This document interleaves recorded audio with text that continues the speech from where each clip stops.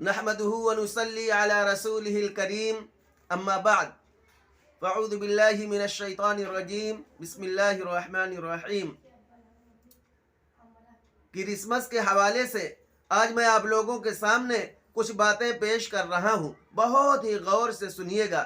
ہمارے جو عیسائی بھائی ہیں ان کا یہ نظریہ ہے کہ حضرت عیسیٰ علیہ السلام 25 دسمبر کو پیدا ہوئے، قطع نظر اس کے کہ ان کا یہ نظریہ صحیح ہے یا غلط ہے، ان کی یہ تاریخ صحیح ہے یا غلط ہے، اس میں کوئی بحث نہیں۔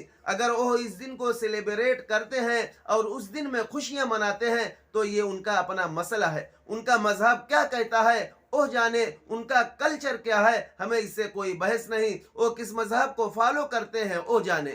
بہرحال ہمیں یہ دیکھنا ہے کہ حضرت عیسیٰ علیہ السلام کی پیدائش کا مقصد کیا تھا، حق بات کو دنیا میں واضح کرنا۔ حضرت عیسیٰ علیہ السلام شراب کو حرام کر کے گئے ہیں، حضرت عیسیٰ علیہ السلام زنا کو حرام کر کے گئے ہیں، حضرت عیسیٰ علیہ السلام والدین کے حقوق بتا کر گئے ہیں، حضرت عیسیٰ علیہ السلام پڑوسیوں کے حقوق بتا کر گئے ہیں۔